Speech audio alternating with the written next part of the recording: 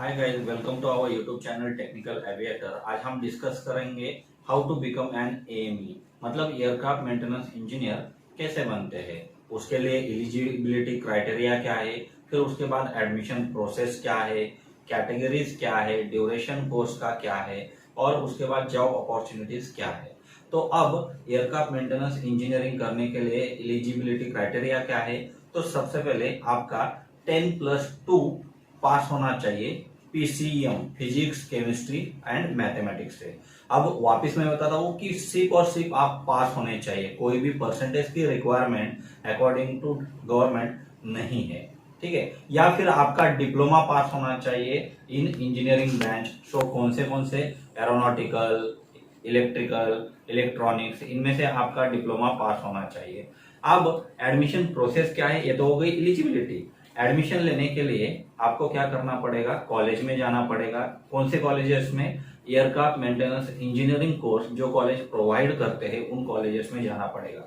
अब वो कॉलेज भी क्या होने चाहिए, बट अप्रूव्ड होने चाहिए गवर्नमेंट से। आप चेक भी कर सकते हो www.dgca.gov.in, इस वेबसाइट पे जाके आपको क्या करना है, ये कॉलेज अप्रूव्ड है कि नहीं आप चेक कर सकते हो। उसमें जाके CR 147 बेसिक ऑर्गेनाइजेशन, इसमें जाके आप चेक कर सकते हो।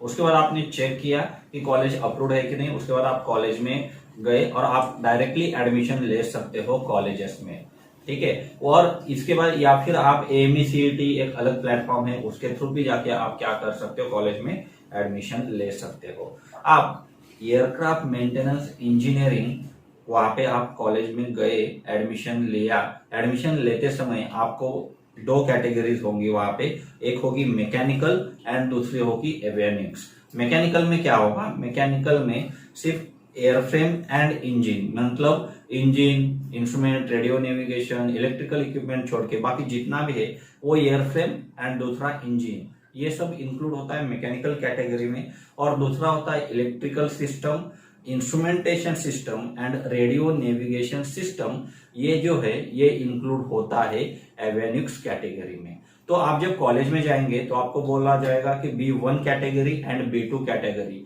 B1 category is for mechanical and B2 category is for avionics. वो भी फर्दर डिवाइड होता है B1.1, B1.2, B1.3 and B1.4, लेकिन उसके बारे में हम अभी डिस्कस नहीं करेंगे।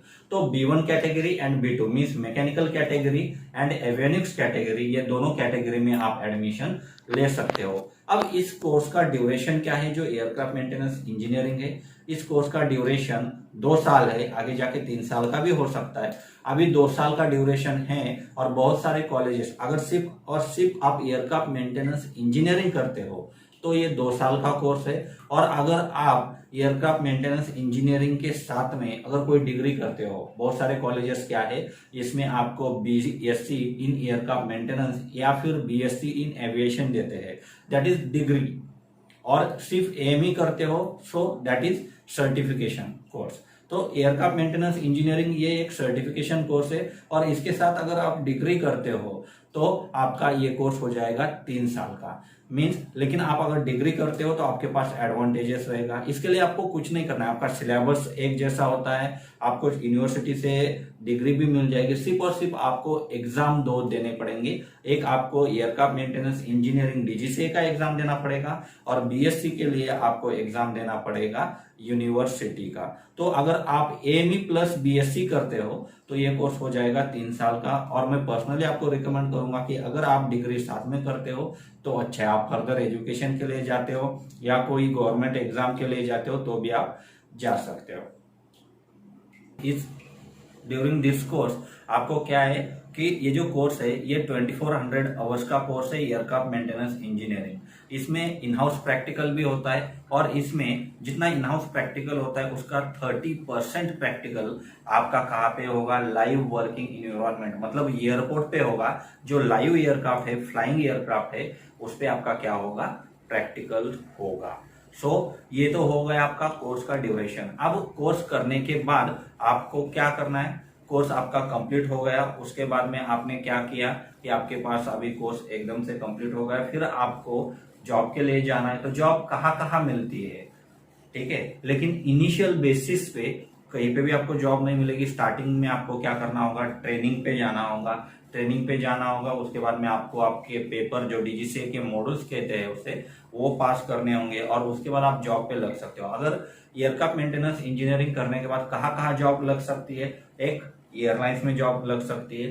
एयरलाइंस में मतलब Air India, IndiGo airlines, Go airlines, TruJet airlines, Star airlines, तो इन सब में आपको क्या लग सकते हैं, जॉब कर सकते हो आप। उसके बाद में एमआरओज है, maintenance repair and overhauling organisation.